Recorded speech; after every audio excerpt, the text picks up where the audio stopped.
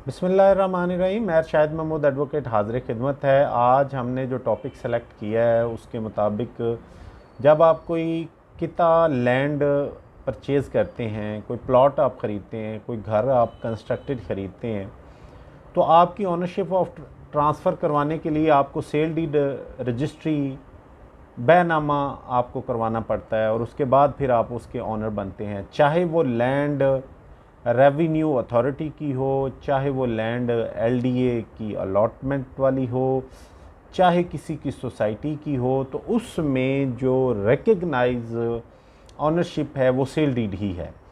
तो in all case आपको sale deed लाजमी करवानी चाहिए। और जो आज हम डिस्कशन में करने वाले ये मैथमेटिकल डिस्कशन है कि एक जो बंदा है वो एक प्लॉट ख़रीदता है तो उसका सबसे पहले ये क्वेश्चन आता है, मेरी रजिस्ट्री पे पैसे कितने लगेंगे।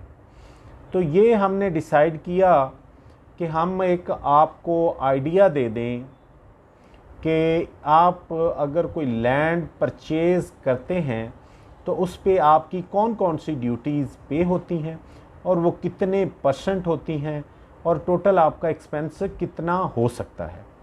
तो इससे पहले इस चीज़ को मैथमेटिकली समझना से पहले ये ज़रूरी है कि आपके इल्म में ये हो कि सेल डीड जिस भी एरिया से आप करवाने लगे हैं उस एरिया के सैंक्शनड डीसी रेट होते हैं। वो एक आपकी मार्केट वैल्यू होती है, यानी कि आप एक प्लॉट आप ख़रीद रहे हैं 10 लाख फ़ी मरला, लेकिन आपने अगर उस कैलकुलेशन से भी आप रजिस्ट्री करवाना चाहें तो आप उससे 10 लाख के हिसाब से आप अपने फ़ंड्स जमा करवा दें।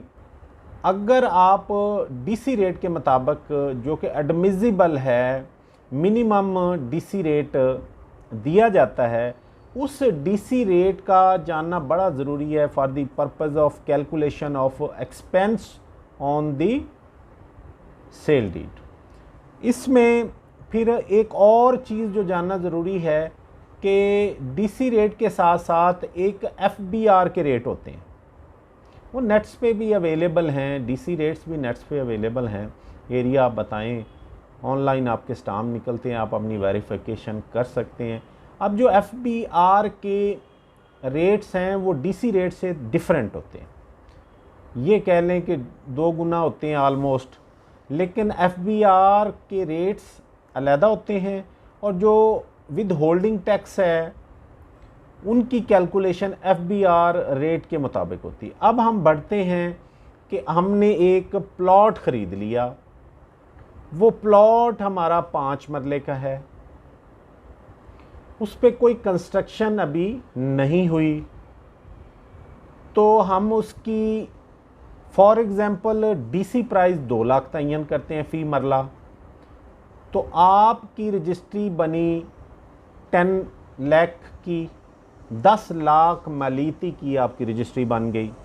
अब 10 लाख मालियती रजिस्ट्री पे आपके एक्सपेंसेस क्या आएंगे।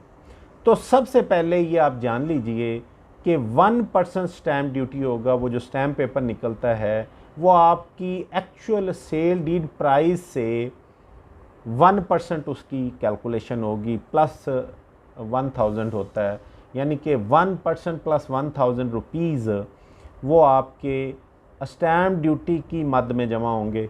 उसके बाद आपकी कारपोरेशन डिपॉजिट होगी, वो भी 1% of the collective price of the sale deed जो हमने ऊपर तयन किया है 10 लाख।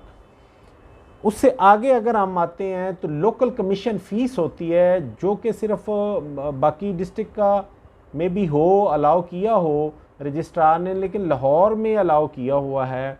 तो to the extent of Lahore district वो 5100 तक वो भी डिपॉज़िट होती है। उसके बाद ये होगी आपकी डीसी रेट के मुताबिक कैलकुलेशन। अब आपने विद होल्डिंग टैक्स जो है वो डिपॉजिट करवाना, विद होल्डिंग टैक्स। इसकी कैलकुलेशन आपको एफबीआर रेट पे, जो ऊपर मैंने बताया कि एफबीआर के जैसे डीसी रेट होते हैं ऐसे ही एफबीआर के एरिया वाइज फ़ी मरला रेट होते हैं। तो अगर फॉर एग्ज़ाम्पल जैसे हमने डीसी रेट इस सपोज्ड एरिया की हमने 2 लाख निकाली थी, तो अगर हम इसकी रेट निकाल लेते हैं FBR की 4 लाख, तो ये हमारी for the purpose of FBR calculation 20 lakh की आपकी सेल डीड होगी। अब इस पे आपका 2% विद होल्डिंग टैक्स होगा, आपका 2% 20 लाख पे होगा। और इसमें एक चीज़ जो मैं क्लियर कर दूं कि अगर आप फाइलर हैं तो आपका 1% होगा, अगर आप नॉन फाइलर हैं तो आपका 2% होगा। ये with holding tax filer of tax return की बात हो रही है, वो फाइलर लिस्ट होती है, उसमें अगर आपका नाम रिफ्लेक्ट हो रहा है तो इस मद में इस स्टेज पे मैं बताता ज़रा चलूँ कि अगर आप only for the purpose of file registry ही, सेल डीड ही, या कोई और ट्रांसफ़र जैसे कार वगैरह, उस पर्पज़ के लिए ही फाइलर बनते हैं, तो खुदारा ये फाइलर आप किसी प्रोफेशनल के ज़रिए बने, ना कि इन्हीं एजेंट्स के ज़रिए जो वो आपको फिर कल को ऐसी इंफॉर्मेशन FBR में दे देंगे जो कल कलां को जब आपको नोटिस आएगा, ऑडिट नोटिस, तो आपसे कैलकुलेशन उसकी जस्टिफाई नहीं होगी। तो so only for the purpose of कि आप 1% बचा लें और फाइलर बन जाएं, इस चीज़ों से अवॉइड करें। थ्रू प्रॉपर प्रोसीजर और थ्रू प्रोफेशनल पीपल्स आप अपनी जो है वो रिटर्न फाइल। अगर आपका एरिया और उसमें आपका अप्रूव्ड मैप प्लान नहीं है, अप्रूव्ड नक्शा नहीं है, तो आपको उसमें 2% स्टैम्प ड्यूटी में ऐड करना पड़ेगा। यानी कि अगर आपका अप्रूव्ड मैप प्लान नहीं है तो फिर आपकी स्टैम्प ड्यूटी कितनी होगी? 3%। इन ऑल अदर केस जहाँ पे अप्रूव्ड मैप हो तो वहाँ पे आपकी रजिस्ट्री बनेगी 1% स्टैम्प ड्यूटी पे, और लेकिन जहाँ पे आपका अप्रूव्ड मैप प्लान नहीं है वहाँ पे आपकी रजिस्ट्री बनेगी 3% स्टैम्प ड्यूटी पे। एक जो अहम चीज़ इसमें आएगी कि अगर आपने ये जो प्रॉपर्टी आप परचेज़ कर रहे हैं, ये इसकी ट्रांजैक्शन विद इन 5 ईयर हो रही है, यानी कि जो लास्ट आपकी इंतकाल हुआ जिससे आप ख़रीद रहे हैं उसकी फेवर में सिर्फ अभी 5 साल कंप्लीट नहीं हुए, तो फिर आपको गेन टैक्स पड़ेगा। वो अगेन FBR के रेट पे पड़ेगा, जो ऊपर मैंने दोनों रेट्स बताए थे, DC रेट और FBR रेट्स, वो अगेन आपको FBR के रेट पे पड़ेगा। अगेन अगर आप फाइलर हैं तो वो 1% पड़ेगा, अगर आप नॉन फाइलर हैं तो वो आपको 2% चार्ज होगा। ये हमने बर्ड आई व्यू आपको दे दिया। दिस इज़ द एक्चुअल रसीट्स जो ख़जाने में डिपॉजिट्स होती हैं। ये आपकी कैलकुलेशन बनेगी DC रेट पे उस एरिया के, और आपकी कैलकुलेशन बनेगी FBR के रेट पे उस एरिया पे, और आपकी कैलकुलेशन बनेगी कि आप फाइलर हैं या नॉन फाइलर।